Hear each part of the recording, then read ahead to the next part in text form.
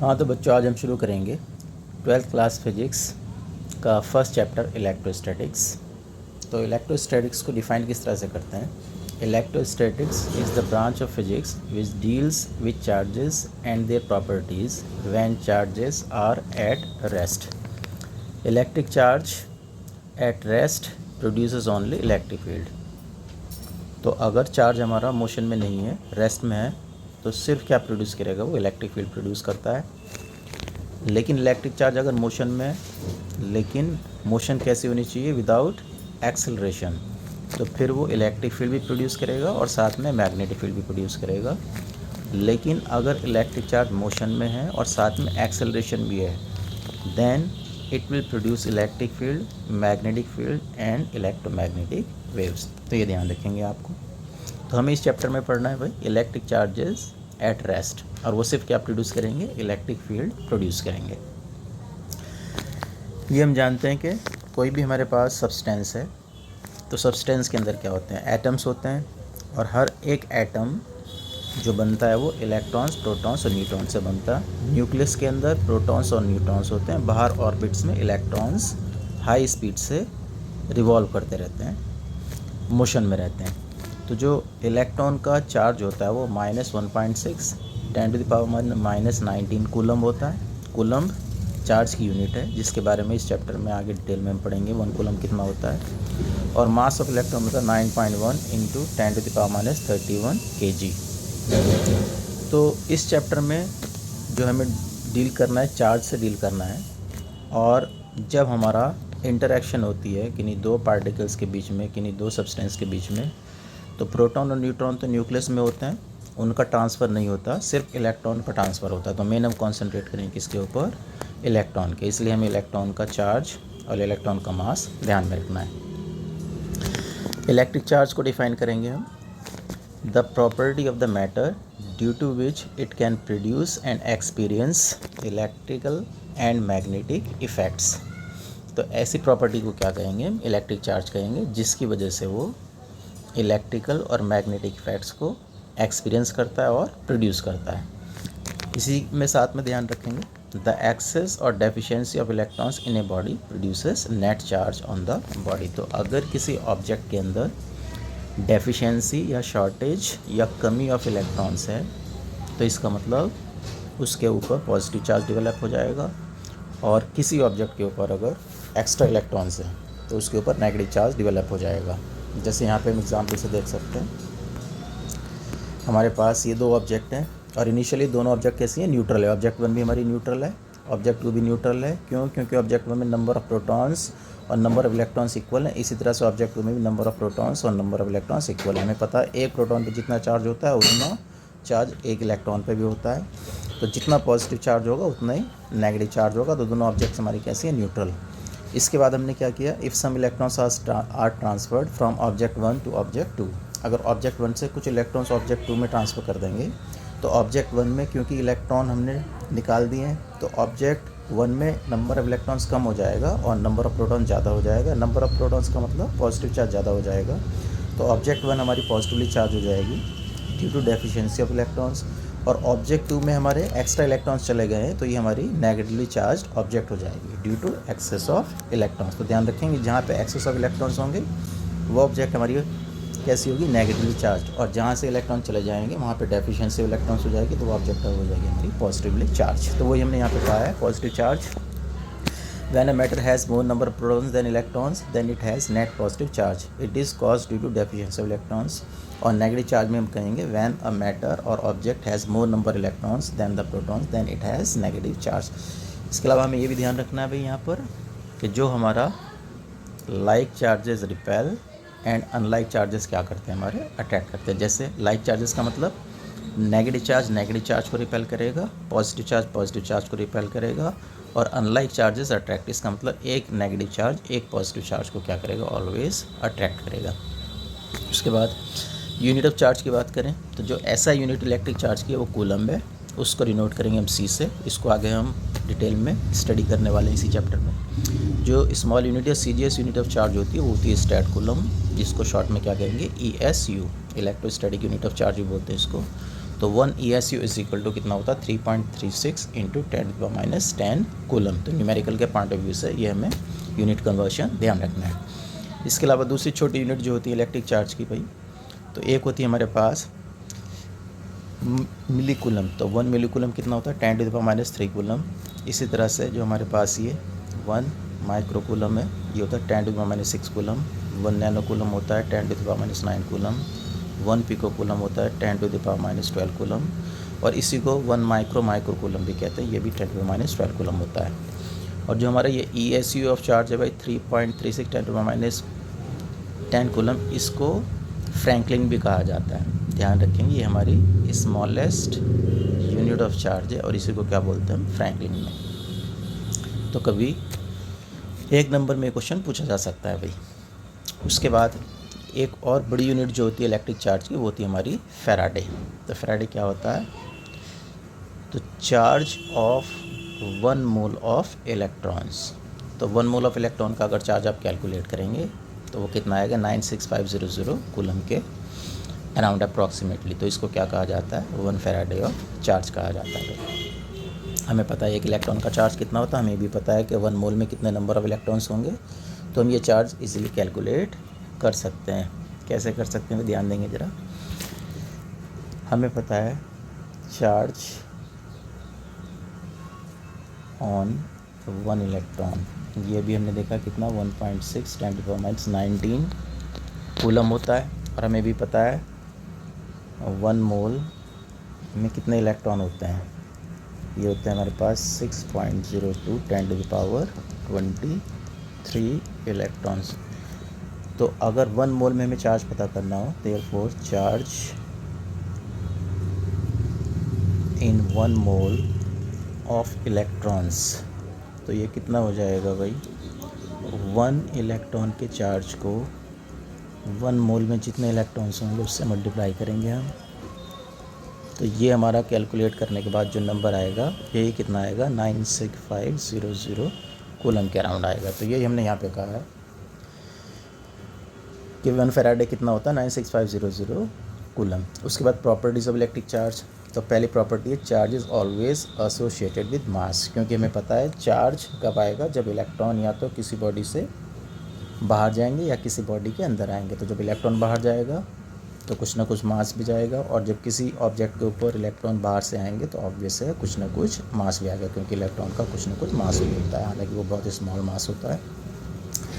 तो वही हमने कहा यहाँ पे charge is always associated with mass, यानी कि the charge can not exist without mass though mass can exist without charge. तो ऐसी बॉडी हमारी पॉसिबल है जिनमें मास तो होता है लेकिन चार्ज नहीं होता। सेकेंड प्रॉपर्टी हमारी इंपॉर्टेंट है, चार्ज इज क्वांटाइज्ड। तो इसमें क्या कहेंगे, when a physical quantity can have only discrete values rather than any value, the quantity is said to be quantized। तो अगर कोई भी क्वांटिटी डिस्क्रीट वैल्यूज़ रखती है, कोई भी वैल्यू उसकी पॉसिबल ना हो, कुछ डिस्क्रीट वैल्यूज़ हैं, तो उसको क्या बोलते हैं हम क्वांटाइज्ड बोलते हैं भाई ऐसी फिजिकल क्वांटिटी को। और क्वांटाइजेशन ऑफ चार्ज में हम क्या कहेंगे, that all the free charges on any object are integral multiple of the basic unit of charge represented by e. क्या होता है चार्ज ऑफ एन इलेक्ट्रॉन। तो किसी भी ऑब्जेक्ट के ऊपर जो चार्ज होगा वो हमेशा इंटीग्रल मल्टीपल होगा of the charge of an electron, जिसको डिनोट कर रहे हैं किससे, Q is equal to plus minus n e, जहाँ पे n क्या होगा कोई इंटीजर होगा और E क्या है चार्ज ऑफ 1 इलेक्ट्रॉन, Q क्या है यहाँ पर total charge on the object. तो n कोई इंटीजर है, E चार्ज ऑफ इलेक्ट्रॉन है। तो किसी भी ऑब्जेक्ट के ऊपर जो चार्ज होगा वो हमेशा इंटीग्रल मल्टीपल होगा of the charge of an electron. कभी भी किसी भी ऑब्जेक्ट के ऊपर चार्ज इलेक्ट्रॉन के चार्ज की फ्रैक्शनल वैल्यू नहीं हो सकती, जैसे 2e/3 1.5e 1/2e ऐसे नहीं हो सकता। चार्ज कितना होगा, या तो हमारे पास चार्ज होगा 1e या होगा 2e, कोई इंटीग्रल वैल्यू होगा या होगा 3 या 4e। 3.5e 2.5e ये चार्ज पॉसिबल नहीं है, इसको बोलते हैं क्वांटाइजेशन ऑफ चार्ज। इसी तरह से नेक्स्ट हमारा है चार्ज इज़ कंजर्व्ड। तो किसी भी आइसोलेटेड सिस्टम में टोटल चार्ज हमेशा क्या होता है कांस्टेंट होता है, वो टाइम के साथ साथ चेंज नहीं करता है, ये भी हमें ध्यान रखना है। इसका मतलब क्या है चार्ज इज़ कंजर्व्ड का मतलब कि हमारे पास कोई आइसोलेटेड सिस्टम है, फॉर एग्जांपल ये कोई हमारे पास सिस्टम है और इस सिस्टम में क्या है, हमारे पास दो ऑब्जेक्ट है, एक ऑब्जेक्ट 1 और एक ऑब्जेक्ट 2 है। इस ऑब्जेक्ट के ऊपर कोई चार्ज है, इस ऑब्जेक्ट के ऊपर कोई चार्ज है। सपोज़ मैंने कहा इनिशियली इस ऑब्जेक्ट में हमारे पास कितने हैं, 100 इलेक्ट्रॉन्स हैं और इस ऑब्जेक्ट में हमारे पास कितने 300 इलेक्ट्रॉन्स हैं। तो टोटल जो हमारे पास चार्ज हुआ Q टोटल वो कितना हो जाएगा, 100 प्लस 300 400 इलेक्ट्रॉन्स, ये टोटल चार्ज है इनिशियली। और ये सिस्टम हमारा आइसोलेटेड है। आइसोलेट का मतलब इस सिस्टम को बाहर से, ये पूरा का पूरा एक सिस्टम है, इस सिस्टम को बाहर से ना कोई चार्ज मिल रहा है ना ये सिस्टम बाहर कोई चार्ज सप्लाई कर रहा है। अब मैंने क्या कहा यहाँ पर, ये जो हमारा सिस्टम है दो ऑब्जेक्ट का, तो यहाँ से मैंने 100 इलेक्ट्रॉन्स ट्रांसफ़र किए ऑब्जेक्ट 1 पर। यहाँ से 100 इलेक्ट्रॉन्स लिए और कहाँ ट्रांसफ़र कर दिए, ऑब्जेक्ट ए पर। इसको ऑब्जेक्ट ए कहेंगे हम, इसको ऑब्जेक्ट बी कह रहे हैं। तो यहाँ से 100 इलेक्ट्रॉन इधर आ जाएंगे तो यहाँ पे कितने इलेक्ट्रॉन हो जाएंगे, अब 200 इलेक्ट्रॉन्स। और वहाँ पे कितने इलेक्ट्रॉन रह जाएंगे, यहाँ पर भी रह जाएंगे अब हमारे पास कितने 200 इलेक्ट्रॉन्स। तो टोटल जो इलेक्ट्रॉन्स रहेंगे अभी भी वो भी कितने रहेंगे, 200 ऑब्जेक्ट ए पर और 200 है ऑब्जेक्ट बी पर। तो टोटल इलेक्ट्रॉन अभी भी कितने रहेंगे हमारे पास, 400। तो पहले भी इलेक्ट्रॉन टोटल कितने थे, 400, अभी भी कितने 400। तो अगर कोई भी आइसोलेट सिस्टम है तो उसमें टोटल चार्ज क्या होता है, हमारा कांस्टेंट रहता है, वो चेंज नहीं करेगा। लेकिन सिस्टम आइसोलेटेड होना चाहिए, बाहर से कोई इलेक्ट्रॉन इस सिस्टम पर नहीं आएगा और ना ही ये सिस्टम बाहर कोई इलेक्ट्रॉन सप्लाई करेगा। इसको बोलते हैं कंजर्वेशन ऑफ चार्ज।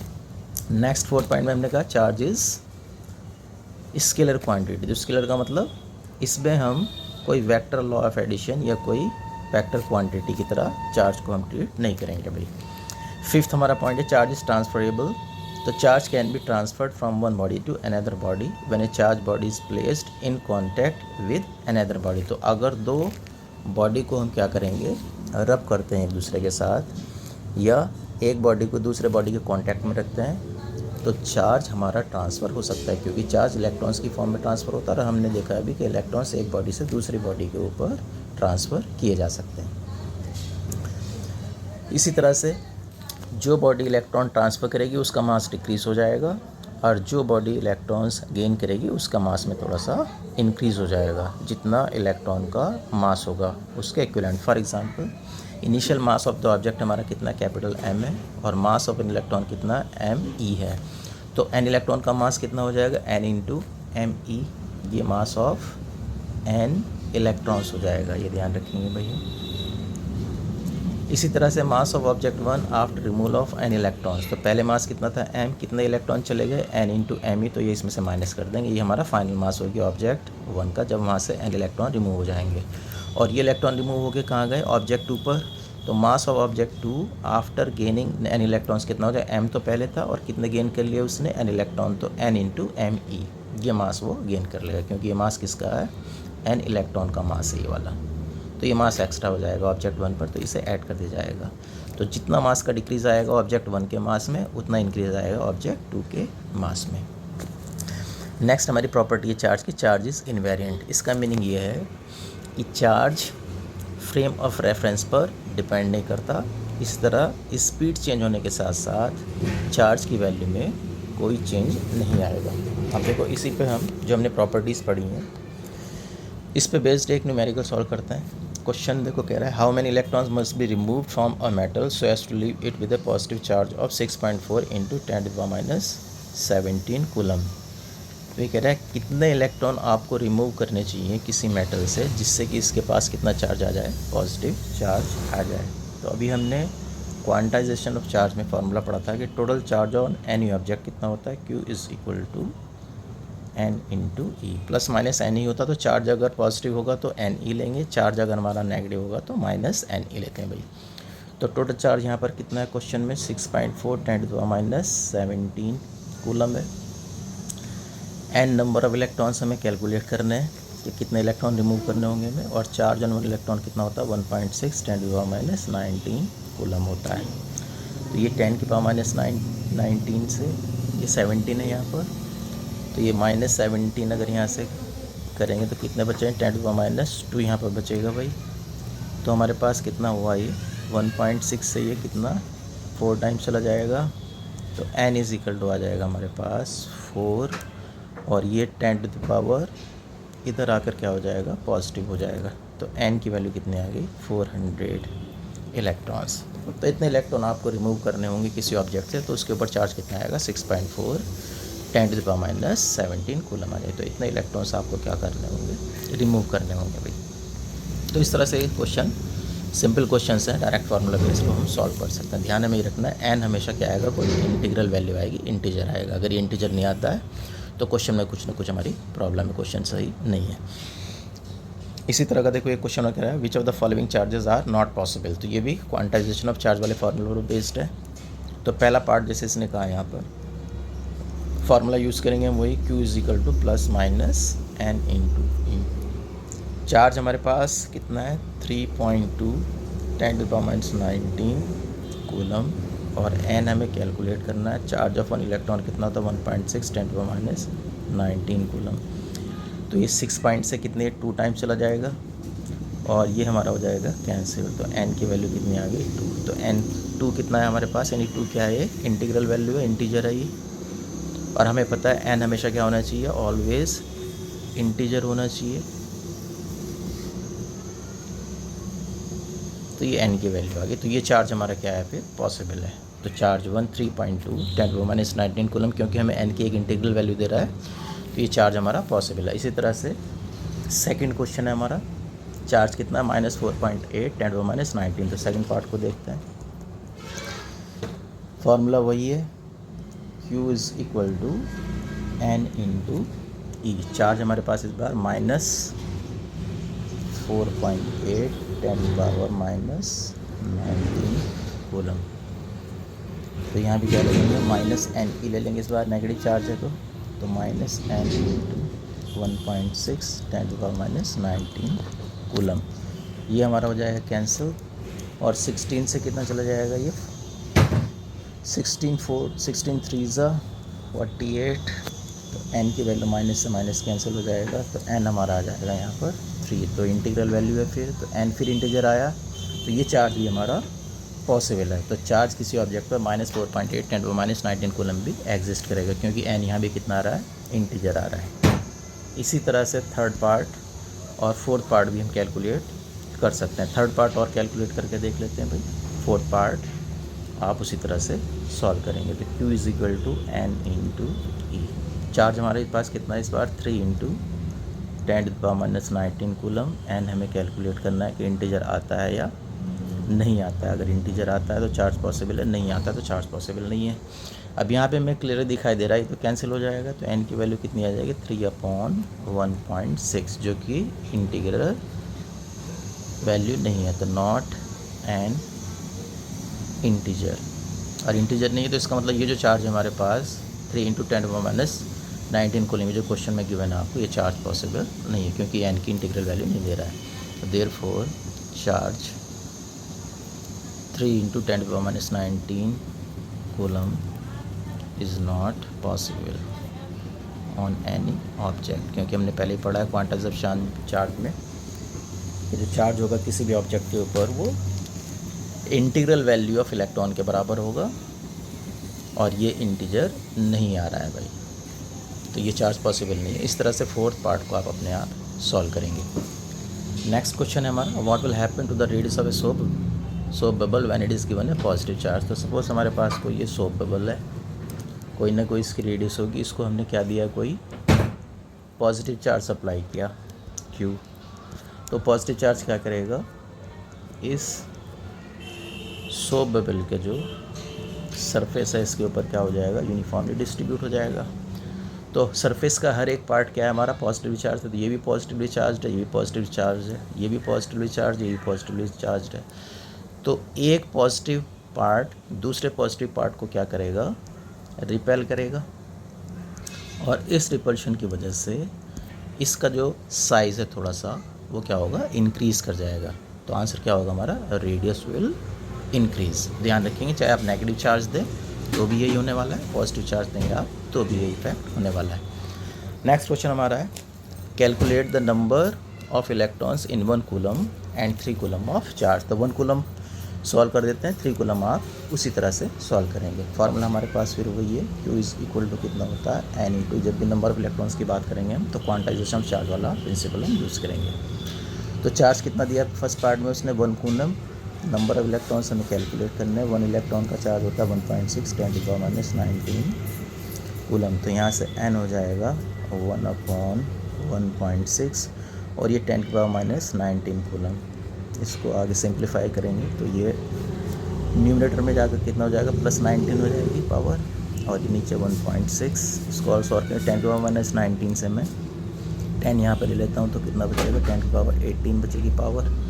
ये 1.6 है, इसका पॉइंट और ख़त्म कर देते तो ये 100 हो जाएगा। 16 से 100 को डिवाइड करेंगे तो 6.25 10⁻18 इतने नंबर ऑफ इलेक्ट्रॉन्स हमारे आ जाएंगे भाई। इसी तरह से हम 3 कूलम ऑफ चार्ज में नंबर ऑफ इलेक्ट्रॉन्स कैलकुलेट कर सकते हैं। नेक्स्ट हमारा टॉपिक है मेथड्स ऑफ चार्जिंग। तो किसी भी ऑब्जेक्ट को चार्ज करने के बेसिक हमारे पास 3 मेथड्स हैं भाई जो हमारे सिलेबस में। जैसे first method charging by friction. तो किसी ऑब्जेक्ट को हम दूसरी ऑब्जेक्ट से रब करके या फ्रिक्शन कराकर चार्ज कर सकते हैं। तो वही हमने कहा when 2 bodies are rub together transfer of electron takes place from one body to another. तो जिस बॉडी से इलेक्ट्रॉन जाएंगे उस पर पॉजिटिव चार्ज आ जाएगा और जो बॉडी इलेक्ट्रॉन गेन करेगी उसके ऊपर नेगेटिव चार्ज आ जाएगा। Positive and negative charges produced by rubbing are always equal in magnitude. ध्यान रखेंगे जितना एक ऑब्जेक्ट पॉजिटिव चार्ज गेन करेगी उतना ही दूसरी ऑब्जेक्ट नेगेटिव चार्ज गेन करेगी। तो रबिंग में जो चार्ज का हमारा होता है मैग्नीट्यूड वो इक्वल रहेगा दोनों ऑब्जेक्ट पर। फॉर एग्जांपल अगर कॉम को आप ड्राई हेयर से क्या करते हैं रब करते हैं तो कॉम के ऊपर जितना नेगेटिव चार्ज आएगा ड्राई हेयर के ऊपर उतना ही पॉजिटिव चार्ज आ जाएगा। इस तरह से ग्लास रॉड को आप सिल्क क्लॉथ के साथ रब करते हैं तो जितना ग्लास रॉड पर पॉजिटिव चार्ज आएगा उतना ही सिल्क क्लॉथ पर नेगेटिव चार्ज आएगा। इस पर बेसिक एक न्यूमेरिकल है। When a glass rod is rubbed with a silk cloth a charge of -4 × 10⁻⁷ coulomb is developed on the silk cloth. What is the amount of mass which is transfer to the silk cloth. तो हमें पता है कि भाई एक electron का मास कितना होता है। तो सबसे पहले हमें क्या करना होगा नंबर ऑफ इलेक्ट्रॉन्स कैलकुलेट करने होंगे और वो हम कर सकते हैं क्योंकि हमें चार्ज दे रखा है सिल्क क्लॉथ के ऊपर। तो Q हमारे पास कितना है जो चार्ज हमें गिवन है -4 × 10⁻⁷ कूलम। अब हमें क्या पता करना है नंबर ऑफ़ इलेक्ट्रॉन्स। तो नंबर ऑफ़ इलेक्ट्रॉन्स पता करने के लिए क्वांटाइजेशन ऑफ चार्ज का कॉन्सेप्ट यूज़ करेंगे। तो चार्ज है -4 × 10⁻⁷ और जब भी हमें माइनस दे रखा होता है माइनस यूज़ करेंगे आप क्योंकि Q = +-NE होता है भाई। तो प्लस भी यूज़ कर सकते हैं माइनस भी यूज़ कर सकते हैं। चार्ज हमें माइनस में दे रखा तो माइनस वाला यूज़ करेंगे तो -N और इलेक्ट्रॉन का चार्ज कितना होता है 1.6 10⁻⁹ कूलम। तो यहाँ से जब हम n सॉल्व करेंगे तो n हमारे पास सॉल्व करने के बाद जो आने वाला है ये वो देखते हैं भाई हम। तो ये माइनस से माइनस कैंसिल हो जाएगा तो n हो जाएगा 4/1.6 10⁻⁹ यहाँ पर है और इसके साथ कितना है -7 है। इसको आगे क्या करेंगे हम सॉल्व करेंगे तो क्या मिलेगा हमें यहाँ से n की वैल्यू ये चला जाएगा हमारे पास सॉल्व करने के बाद 4/2.5। इसको यहाँ से हटा देते हैं 40 हो जाएगा 40/16 और 10⁻⁷ तो कितनी बचेगी 10 टू द पावर बचेगी ये 12 हो जाएगा और ये आ जाएगा सॉल्व करने के बाद 2.5। तो इतने नंबर ऑफ इलेक्ट्रॉन्स हमारे पास आ गए भाई। अब नंबर ऑफ इलेक्ट्रॉन्स हमें पता लग गया ही, ये तो है हमारे इतने इलेक्ट्रॉन्स। अब एक इलेक्ट्रॉन का हमारे पास मास पता होता है तो since mass of 1 electron 9.1 10⁻31 kg। ये तो एक इलेक्ट्रॉन का मास है। हमारे पास नंबर ऑफ इलेक्ट्रॉन कितने हैं 2.5 10⁻12। तो इसका मास हम इजीली क्या कर सकते हैं कैलकुलेट कर सकते हैं। तो देयरफॉर मास ऑफ 2.5 × 10⁻12 इलेक्ट्रॉन्स, ये इससे मल्टीप्लाई कर देंगे 2.5 × 10⁻12 multiplied by mass of one electron कितना था हमारे पास, ये था kg में। तो ये सॉल्व करने के बाद मल्टीप्लाई करेंगे 9.1 को 2.5 से, और पावर है हमारी -31 12, तो ये आ जाएगा 22.75 10⁻19 kg, और सिंप्लीफाई करके 2.275 10⁻18 kg। तो इतना मास हमारा ट्रांसफ़र होगा अगर इतने इलेक्ट्रॉन हमारे ट्रांसफ़र होना, इतने इलेक्ट्रॉन के लिए इतना मास ट्रांसफ़र होगा। तो उसने पूछा था what is the amount of mass which is transferred, तो इतना हमारा मास ट्रांसफ़र होने वाला है। तो कॉन्सेप्ट को ध्यान रखना है भाई, इलेक्ट्रॉन कितने ट्रांसफ़र हो रहे हैं ये पता कर लेना, और एक इलेक्ट्रॉन का मास पता है तो जितने इलेक्ट्रॉन ट्रांसफ़र है उनका मास इसीलिए पता किया जा सकता है। नेक्स्ट हमारा मेथड है चार्जिंग का, चार्जिंग बाय इलेक्ट्रोस्टैटिक इंडक्शन। तो इंडक्शन में क्या करते हैं हम, दो ऑब्जेक्ट हमारे पास होगी, उन्हें हमें फिज़िकली टच नहीं कराना है, पास तो लेके आएंगे लेकिन फिज़िकली टच नहीं कराएंगे, उनके बीच में कोई कांटेक्ट नहीं होगा। तो जो चार्ज प्रोड्यूस होगा वो कहलाएगा चार्ज प्रोड्यूस बाय इंडक्शन। जो ऑब्जेक्ट आप लेके आ रहे हैं जो दूसरे ऑब्जेक्ट के ऊपर चार्ज प्रोड्यूस करेगी उसे कहेंगे इंड्यूसिंग ऑब्जेक्ट, ये इंड्यूसिंग ऑब्जेक्ट कहलाएगी, और जिसके ऊपर चार्ज जिसकी वजह से प्रोड्यूस होगा वो कहलाएगी हमारी इंड्यूस्ड ऑब्जेक्ट। तो ध्यान रखेंगे जो ऑब्जेक्ट चार्ज प्रोड्यूस कराने के लिए यूज़ की जाएगी वो इंड्यूस ऑब्जेक्ट कहलाएगी, और जिसके ऊपर चार्ज प्रोड्यूस होगा वो कहलाएगी इंड्यूस्ड ऑब्जेक्ट। तो when a charge body is brought close to a neutral body, the charge body attracts the opposite charges and repels the similar charges. हमें पता है एक ऑब्जेक्ट के ऊपर इनिशियली ये ऑब्जेक्ट हमारी कैसी है, न्यूट्रल है। तो न्यूट्रल ऑब्जेक्ट में भी इलेक्ट्रॉन्स प्रोटॉन्स तो होंगे लेकिन इक्वल नंबर होंगे, तो जितने इलेक्ट्रॉन्स हैं उतने प्रोटॉन्स हैं। जब ये पॉजिटिवली चार्ज ऑब्जेक्ट इसके पास लेकर आएंगे आप विदाउट टचिंग, टच नहीं कराना है, पास में लेके आना है, तो क्योंकि ये पॉजिटिवली चार्ज है तो ये दूसरी ऑब्जेक्ट के न्यूट्रल ऑब्जेक्ट के इलेक्ट्रॉन्स को क्या करेगी, अट्रैक्ट करेगी। तो इस साइड में तो क्या जाएंगे हमारे इलेक्ट्रॉन्स, और वहाँ से इलेक्ट्रॉन आए इस साइड से, तो ये साइड हमारी क्या हो जाएगी, due to deficiency of electrons positively charge हो जाएगी। इतना करने के बाद आगे क्या करेंगे अब हम, यहाँ पे देखो उसी तरह से अगर ये नेगेटिवली चार्ज रॉड लेके आ रहे हैं आप, तो ये क्या करेगी, यहाँ पर इधर पॉजिटिव चार्ज इकट्ठा हो जाएगा। क्यों, क्योंकि यहाँ के इलेक्ट्रॉन रिपेल होकर इधर चले जाएंगे, तो ये वाला जो हमारा पार्ट है ये पॉजिटिवली चार्ज हो जाएगा। अब क्या करेंगे हम, ये वाला जो पोर्शन है इसका जहाँ पे हमारा नेगेटिव चार्ज हुआ due to excess of electrons, electron इधर आने की वजह से, इस पार्ट को क्या करेंगे हम अर्थ से कनेक्ट कर देंगे। तो यहाँ से अर्थ से कनेक्ट करने पर क्या होगा, जितने भी हमारे ये इलेक्ट्रॉन्स हैं कहाँ चले जाएंगे, अर्थ में ट्रांसफ़र हो जाएंगे। तो इस ऑब्जेक्ट के ऊपर क्या रह जाएगा, सिर्फ पॉजिटिव चार्ज रह जाएगा। अब जो इंड्यूसिंग बॉडी है अर्थ से कनेक्ट करने के बाद इस ऑब्जेक्ट को, इस इंड्यूसिंग बॉडी को अब यहाँ से रिमूव कर देंगे। तो जो ये पॉजिटिव चार्ज है, ये वाला पॉजिटिव चार्ज जो आपको दिखाई दे रहा है, ये ड्यू टू रिपल्शन इस ऑब्जेक्ट के ऊपर यूनिफॉर्मली डिस्ट्रीब्यूट हो जाएगा, और ये बॉडी कैसी हो जाएगी, पॉजिटिवली चार्ज हो जाएगी। जबकि पहले कैसी थी बॉडी हमारी, ये पहले हमारी ये न्यूट्रल थी। तो यहाँ पे बॉडी न्यूट्रल थी, क्यों, क्योंकि जितना पॉजिटिव चार्ज था उतना नेगेटिव चार्ज था। लेकिन इस ऑब्जेक्ट को पास में लाने पर नेगेटिव चार्ज यहाँ पे इकट्ठा हो गया था, और उसको बाद में हमने कहाँ कर दिया था, अर्थ में ट्रांसफ़र कर दिया था एक कंडक्टिंग वायर से कनेक्ट करने के बाद। तो इसके ऊपर पॉजिटिव चार्ज बचा था। जब ये इंड्यूसिंग बॉडी यहाँ से रिमूव कर देंगे तो अब ये पॉजिटिव चार्ज इस ऑब्जेक्ट के ऊपर यूनिफॉर्मली डिस्ट्रीब्यूट हो जाएगा, जिससे बॉडी हमारी क्या हो जाएगी, पॉजिटिवली चार्ज हो जाएगी। इसको हम इंड्यूस्ड ऑब्जेक्ट कहेंगे भाई। इसमें कुछ पॉइंट्स हमें ध्यान रखना है चार्जिंग बाई इंडक्शन में, कि inducing body neither gains nor loses charges. जो इंड्यूसिंग बॉडी ये वाली हमारी है, ना तो इसके ये कोई इलेक्ट्रॉन गेन करेगी ना कोई इलेक्ट्रॉन लूज़ करेगी। उसके बाद सेकंड जो हमारा पॉइंट है, the nature of induce charge is always opposite to that of the inducing. तो ऑब्वियसली ये नेगेटिव हम ऑब्जेक्ट लेके आए थे यहाँ पे, और इसके ऊपर क्या चार्ज प्रोड्यूस हुआ है, पॉजिटिव। तो जो इंड्यूसिंग बॉडी है वो हमेशा इंड्यूस्ड बॉडी के ऊपर अपोजिट नेचर का चार्ज प्रोड्यूस करेगी। अगर आप नेगेटिव ऑब्जेक्ट लेके आएंगे तो वो इसके ऊपर पॉजिटिव चार्ज प्रोड्यूस करेगी, और पॉजिटिव लेके आएंगे तो इसके ऊपर नेगेटिव चार्ज प्रोड्यूस होगा। मैकेनिज्म वही रहेगा भाई। नेक्स्ट हमारा मेथड है चार्जिंग का, चार्जिंग बाई कंडक्शन। तो चार्जिंग बाई कंडक्शन में क्या कहेंगे हम, यहाँ पे हमें बॉडीज़ को क्या करना होता है, एक दूसरे के कॉन्टैक्ट में लाना होता है। The process of transfer of electric charge by contact of two conducting bodies is called conduction. तो इसमें क्या करेंगे, when a charge conducting body is placed in contact with an uncharge conducting body, the uncharge body becomes charged due to transfer of electrons from one body to another. तो simple है हमारा ये हमारी neutral body है भाई, ये positively charge body, तो जब इसे के कॉन्टैक्ट में लाएंगे तो ये अपना पॉजिटिव चार्ज कुछ इधर ट्रांसफ़र करेगी, तो जिससे इसका पॉजिटिव चार्ज क्या हो जाएगा, कुछ कम हो जाएगा और ये हमारा पॉजिटिवली चार्ज हो जाएगी, ये वाली बॉडी हमारी पॉजिटिवली चार्ज हो जाएगी। यहाँ पर देखो, तो ये पॉजिटिवली चार्ज बॉडी है लेफ़्ट वाली हमारी, और ये न्यूट्रल है।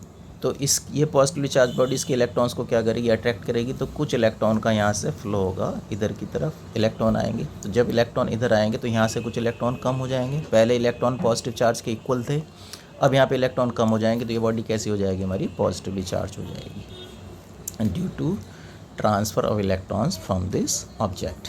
और इसका पॉजिटिव चार्ज थोड़ा कम हो जाएगा, क्यों, क्योंकि कुछ इलेक्ट्रॉन हमारा जो राइट साइड में ऑब्जेक्ट है वहाँ से आए हैं, तो इसका कुछ पॉजिटिव चार्ज उन इलेक्ट्रॉन से क्या हो जाएगा, न्यूट्रलाइज हो जाएगा। तो इसका पॉजिटिव चार्ज कम होगा और ये बॉडी कैसी हो जाएगी, हमारी पॉजिटिवली चार्ज हो जाएगी भाई। एक क्वेश्चन देखते हैं जरा। तो क्वेश्चन में कहा इसने 10⁻15 इलेक्ट्रॉन्स फॉल पर second on a neutral plate. कोई न्यूट्रल प्लेट है हमारे पास, उसके ऊपर पर सेकेंड 10⁻15 इलेक्ट्रॉन्स इंसिडेंट किए जा रहे हैं। तो calculate the time in which the plate gets charge by 4 microcoulomb. तो वो कह रहा है कितने टाइम के बाद उस प्लेट के ऊपर 4 माइक्रोकूलम चार्ज प्रोड्यूस हो जाएगा। न्यूट्रल प्लेट है इनिशियली हमारे पास, तो क्या करेंगे हम, सबसे पहले तो नंबर ऑफ़ इलेक्ट्रॉन्स हमें पता ही है, उसने बता रखा क्वेश्चन में 10⁻15 इलेक्ट्रॉन्स की बात कर रहे हैं। अब ये जो चार्ज दे रखा है, इस चार्ज को प्रोड्यूस करने के लिए कितने इलेक्ट्रॉन्स इसके ऊपर आपको इंसिडेंट कराने पड़ेंगे, उस नंबर ऑफ़ इलेक्ट्रॉन्स के बारे में हमें कुछ नहीं पता कि इस चार्ज के इक्विवेलेंट कितने नंबर ऑफ़ इलेक्ट्रॉन्स होंगे। तो सबसे पहले हमें वो चार्ज पता करना होगा। प्रिंसिपल हमारे पास वही क्वांटाइजेशन ऑफ चार्ज में फॉर्मूला पता है, Q = NE। चार्ज कितना है ये, 4 माइक्रोकूलम। माइक्रो का मतलब 10⁻⁻6, तो ये कूलम में हो गया। अब माइक्रोकूलम को हमने कूलम में कन्वर्ट किया पहले। एन हमें पता करना है इस चार्ज में कितने नंबर ऑफ़ इलेक्ट्रॉन्स होंगे, और ई यानी चार्ज ऑफ 1 इलेक्ट्रॉन कितना होता है, 1.6 10⁻⁻19 कूलम होता है भाई। तो यहाँ से एन की वैल्यू जब हम कैलकुलेट करेंगे तो 4/1.6, और यहाँ पर 10⁻⁻6 है, यहाँ पर 10⁻⁻19 कूलम है। तो सॉल्व करने के बाद ये 2.5 10⁻13 इतने इलेक्ट्रॉन्स आ गए हमारे। किस चार्ज में है ये, जो चार्ज था 4 माइक्रोकूलम, इस 4 माइक्रोकूलम में इतने नंबर ऑफ़ इलेक्ट्रॉन्स हमारे पास आ गए हैं। अब क्वेश्चन में क्या कहा उसने, 10⁻15 इलेक्ट्रॉन्स 1 सेकंड में इंसिडेंट होते हैं। तो 10⁻15 इलेक्ट्रॉन्स टेक टाइम कितना भाई, 1 सेकंड। तो 1 इलेक्ट्रॉन कितना टाइम लेगा आप पता कर ही सकते हैं भाई, 1/10⁻15 सेकंड। लेकिन हमारे पास इलेक्ट्रॉन्स कितने हैं, यह इलेक्ट्रॉन, तो देयरफॉर 2.5 × 10⁻13 इलेक्ट्रॉन्स कितना टाइम लेंगे, तो 1/10⁻15 इंटू इससे मल्टीप्लाई करेंगे आप 2.5 × 10⁻13। तो ये सॉल्व करने के बाद कोई ना कोई वैल्यू आएगी। तो 1/10⁻15, तो ये हो गया हमारे पास 2.5 × 10⁻13, और डिनोमिनेटर में कितना था 10⁻15। इसे सॉल्व करेंगे तो 2.5 10⁻⁻2 सेकेंड, या आप ऐसे कह सकते हैं 0.025 सेकेंड। तो इतना टाइम लगेगा भाई, इतने टाइम में इतना चार्ज 4 माइक्रोकूलम प्लेट के ऊपर डेवलप हो जाएगा। तो देखो प्रिंसिपल हमने वो यूज़ किया है, क्वांटाइजेशन चार्ज से पहले नंबर ऑफ़ इलेक्ट्रॉन्स पता कर लेंगे, और हमें पता है 10⁻15 इलेक्ट्रॉन्स के लिए 1 सेकंड लग रहा है। तो इतने इलेक्ट्रॉन जितने 4 माइक्रोकूलम में आएंगे उसके लिए कितना टाइम लगेगा, इस कॉन्सेप्ट से अपने टाइम यहाँ पर कैलकुलेट किया है। नेक्स्ट क्वेश्चन देखते हैं भाई। इसने कहा 3 insulated identical spherical conductors A, B and C have charges +5 microcoulomb, -8 microcoulomb and +5 microcoulomb respectively. Spheres A and B are touched and moved apart. Then sphere B and C are touched and moved apart. What will be the nature of interaction if A and B are brought closer, A and C are brought closer, B and C are brought closer? तो question कुछ इस तरह से देखो, हमारे पास ये 3 identical sphere दे रखे हैं। आइडेंटिकल मतलब एक ही तरह के मटेरियल के बने होंगे, एक ही इनका साइज़ है भाई। तो सबकी रेडियस एक जैसी लेंगे हम, A, B और C। तो चार्ज इस पर 5 माइक्रोकूलम है, -8 माइक्रोकूलम है, +5 यहाँ पे माइक्रोकूलम है। अब उसने कहा है कि पहले हमें क्या करना है भाई, हमें A और बी को टच करना है। तो देखो यहाँ पे कहा इसने spheres A and B are touched and moved apart. तो पहले हम ए और बी को टच करेंगे। तो जब ए और बी को टच किया जाएगा, यहाँ पर ये जो ए और बी है इन दोनों को टच करेंगे आपस में, तो क्योंकि दोनों आइडेंटिकल स्फीयर्स हैं तो चार्ज टच करने के बाद फाइनल चार्ज दोनों पर कैसा हो जाएगा, सेम आएगा। और चार्ज कैसे कैलकुलेट करेंगे, देखो चार्ज ऐसे कैलकुलेट करेंगे, दोनों का टोटल चार्ज ऐड करेंगे और 2 से क्या करेंगे, डिवाइड करेंगे। 2 से क्यों डिवाइड किया, क्योंकि दोनों हमारे आइडेंटिकल स्फीयर्स हैं। अगर आइडेंटिकल नहीं होते तो फिर इक्वल चार्ज नहीं आएगा दोनों ऑब्जेक्ट के ऊपर। वो कैसे करेंगे, वो नेक्स्ट क्वेश्चन में पता करेंगे हम। तो लेकिन आइडेंटिकल हैं तो उसमें क्या कर सकते हैं हम, सीधा सीधा 2 से डिवाइड कर सकते हैं दोनों स्फीयर के टोटल चार्ज को, तो इक्वल चार्ज दोनों पर आ जाएगा। तो देखो टोटल चार्ज कितना हो गई, क्यू ए हमारे पास कितना था, क्यू ए हमें गिवन है यहाँ पर 5 और ये गिवन है -8 डिवाइड बाई 2, तो कितना आ जाएगा -3 माइक्रोकूलम में चार्ज ले रखा, तो -3 माइक्रोकूलम बाई 2 यानी कि -1.5 माइक्रोकूलम। तो अब ए पर भी कितना हो चुका है, -1.5 माइक्रोकूलम, बी पर भी कितना हो चुका, -1.5 माइक्रोकूलम, सी अभी वैसे ही है, सी को हमने टच नहीं किया, तो सी हमारे पास कितना है +5 माइक्रोकूलम है। आइडेंटिकल है सी भी हमारा, सब आइडेंटिकल इस पर हैं तीनों। अब क्या कह रहा है वो क्वेश्चन के नेक्स्ट पार्ट में, then spheres B and C are touch. तो अब हम क्या करते हैं, जो स्फीयर्स बी और सी है उन्हें टच करेंगे एंड देन मूव अपार्ट, उसके बाद अलग अलग कर देंगे। तो अब हमारे पास बी पर चार्ज इतना हो चुका है, अब बी को सी के साथ क्या करने वाले हैं, टच करने वाले हैं। तो बी और सी को जब टच करेंगे तो फिर क्या होगा, रीडिस्ट्रीब्यूशन ऑफ चार्ज होगा, और फिर दोनों आइडेंटिकल हैं तो फिर क्या होगा, दोनों के ऊपर इक्वल चार्ज आएगा। कैसे निकालते हैं, वही दोनों का मीन ले लेंगे, तो q B plus q C upon 2, एक -1.5 है, दूसरा 5 माइक्रोकूलम डिवाइड बाई 2, तो कितना आ जाएगा +3.52। तो अब हमारा फाइनल चार्ज कितना आ चुका, बी पर भी इतना ही आएगा, ये आएगा चार्ज 3.5/2 और सी पर भी आएगा। तो अब पोजीशन क्या हो चुकी है, ए पर तो वही रहेगा जो पहले था, लेकिन बी और सी पर कितना आ चुका है, ये चार्ज आ चुका है 3.5/2। तो बी पर भी 3.5/2 माइक्रोकूलम, सी पर भी इतना आ चुका है, ये पोजीशन है। तो ए और बी में क्या करेंगे भाई, क्या करेंगे ए और बी, तो ए पर नेगेटिव चार्ज है, बी पर क्या है पॉजिटिव चार्ज, तो A and B will attract.